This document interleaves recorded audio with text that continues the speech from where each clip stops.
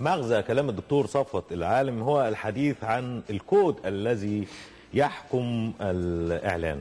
ايه الكود يا استاذ طارق اللي بيحكم الاعلان؟ ايه يعني عند الصحفيين في ميثاق الشرف الصحفي مثلا وميثاق الشرف الاعلامي. عند المعلنين واصحاب شركات ووكالات الاعلان ايه اللي بيحكمكم في شغلكم؟ كود عام اللي هو المساس بالدين والاخلاق والحاجات اللي حضرتك بتقولها دي.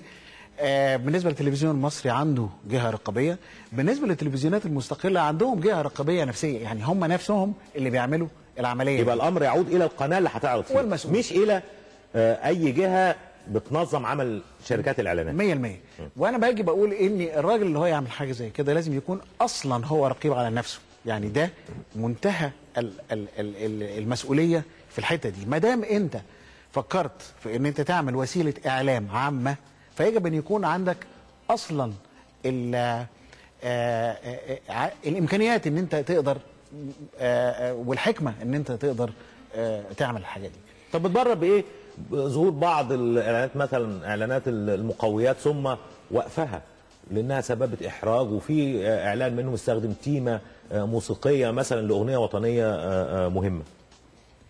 انا ضد الكلام ده طبعا، يعني انا مانيش مع الكلام ده خالص، لان في مجتمع وفي تفكير وفي حدود، وانا بالنسبه لي هو مساله احترام لهذا المجتمع ليس الا، سواء انت شايف غير كده او مش شايف، حريتك. ما هو برضه في حريه في الاخر خالص. اللي مش عايز يتفرج على القناه دي اقفلها. الاعلانات دي ما تطلعش غير بعد الساعه 12 بالليل، يكون الاطفال نامت. انما ما نجيش النهارده نحط الاعلانات دي قبل الساعه 7 وتبص تلاقي ان العمليه دي موجوده قدام الناس. بس اللي هيحدد ده القناه برضه، والقناه مش هتفرق معاها كتير، بالعكس هتطلعه الساعه 7 لان ممكن العميل بيدفع اكتر في هذا التوقيت لان ده البرايم تايم او وقت المشاهده الذروه مثلا. انت ليه بتفرض ان القناه مش هيهمها الكلام ده؟ وليه بنفرض دايما ان هو صاحب القناه او صاحب القرار في القناه ان هو لا، لانه ده اللي حصل يا استاذ طارق، انه الاعلانات دي كانت بتظهر في اوقات بدري جدا واتكتب عنها واتعمل عليها حمله صحفيه واتوقفت. مين اللي وقفها؟ صاحب القناه. يعني في الاخر خالص لو فاتت منه هتتوقف. انما ما نقدرش ان احنا النهارده نيجي نقول ان كل اصحاب القنوات ما عندهمش مسؤوليه، مش حقيقي.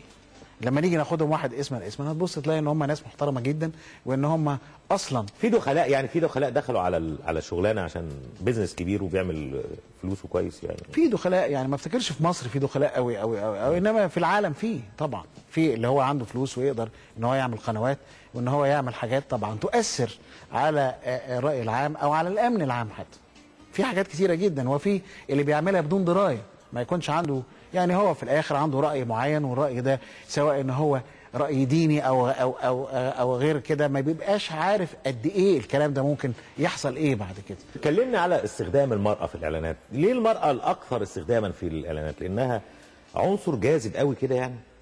اشمعنى المراه؟ طب ما تتكلم على ده اللي حصل في الاعلانات. لا، يعني استخدام المراه او الرجل في اي حاجه غير يعني انا النهارده لما باجي بعلن عن منتج تجميل اجيب قرد؟ ما اقدرش. لا يعني ما هو ما ينفعش، ولو ان ممكن عجينه فلاحه صعبه في الاعلان شويه. فيعني هعمل ايه يعني في الاخر خالص؟ ما ندخلش يعني الحته دي. طب ما الراجل بيغسل دماغه والست بتغسل دماغها يعني. واجي اقول لك الرد التقليدي بتاعنا كلنا ان احنا لا نسمح بكذا وينبغي كذا وينبغي كذا وينبغي كذا، انما الحقيقه مش كده والواقع مش كده. هتبص تلاقي في الاخر انت عشان توصل الى حته معينه بيبقى في نسمات من الايحاءات المعينه المسموح بها، وليس الايحاءات الغير مسموح بها. وهنا ده خط انت تقدر تدركه او لا تدركه. انت ما هو حسب كل واحد هو بيشوف. في اللي مش شايف الكلام ده وفي اللي شايف الكلام ده، فالعمليه مفتوحه الحقيقه. انما هي الفكره ان يكون عقلك مفتوح بطريقه معينه ان تقدر تحكم على الاشياء بطريقه صح.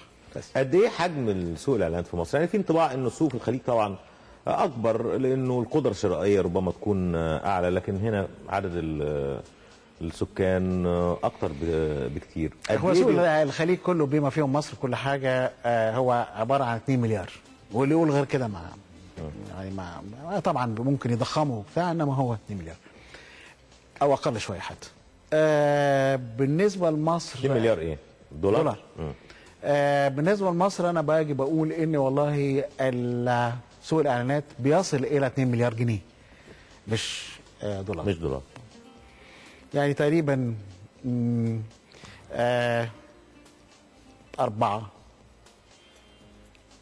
400 مليون. انت شايف انه الحجم كده مناسب بالنسبه لحركه البيع والشراء، حركه الانتاج والاستهلاك؟ ولا مصر يعني تستوعب سوق اعلاني اكبر، او تستحق ان يكون لديها سوق اعلاني اكبر؟ طبعا الحجم غير مناسب على القوى الشرائيه الموجوده في مصر، ودي راجعه الى ضعف العلم التسويقي عند معظم الناس. التسويق علم الناس ما عندهمش درايه بهذا العلم خالص. دلوقتي شبكه الانترنت بقت منتشره بشكل كبير، والملاحظه طبعا انها بقت تستغل للاعلان، لكن ما كانتش او حتى الان مش بكثافه التلفزيون ولا حتى الراديو اللي هنتكلم عليه بعد كده. انت عندك 13 مليون دلوقتي واحد بيستعمل الانترنت. 13 مليون دول بيزيدوا كل يوم بالظبط، وخصوصا مع السن اللي هو تحت من 26 سنه لتحت، و26 سنه لتحت معناتها ان انت بتتكلم عن 60% من سكان مصر ومن العالم العربي. فبالتالي الانترنت ده عباره عن وسيله اعلام خطيره وجامده جدا، انما عشان تتحكم لها اسس تانية خالص. لان خلي بالك الفرق بين الوسائل الموجهه زي الجرائد والتلفزيون، انت لما تفتح تلفزيون بتتفرج، انما انت ما بتديش هنا الاختيار اصبح ليه المشاهد او القارئ، هو اللي بيختار النهارده الحاجه اللي هو المعلومه اللي هو عايزها، سواء المعلومه دي عباره عن فيلم تسجيلي او معلومه او اي معلومه، هو اللي بيختار. وفي الحته دي انت بتحط له الاعلان بتاعه. قبل كده زي ما قلت لحضرتك ان انت ما عندكش غير قناه واحد، قناه 2، جورنال الاهرام والاخبار والجمهوريه، وخلصنا. بعد كده دلوقتي النهارده الاختيارات بقت كتيره جدا، سواء في التلفزيونات عندك 500 قناه فضائيه، 500، وشوف عندك كام جورنال. من ال 500 دول ما اصبحتش القناه هي المهمه، اصبح البرنامج او الحاجه اللي انا بحبها هو ده اللي انا بروح له وان انا بحود عليه في القنوات. اذا الاعلان هنا اهو لازم ان هو يجري ورا الناس بتتفرج على ايه. ازاي بيعملوا الكلام ده؟ عن طريق شركات البحوث. شركات البحوث دي بترصد مين بيتفرج على ايه وعنده كام سنه واذا كان راجل قادر ولا لا، وهكذا كل الحاجات اللي هو بتاعت البحوث دي. طب بالنسبه للاذاعه، انت عارف عندنا مشكله مرور في مصر يعني، وفي اشارات بتفتح يومين في الاسبوع انت بتقف اكيد في اشارات برضه زي مش كده؟ الناس بتقعد كتير في العربيات، بتسمع الاذاعه كتير.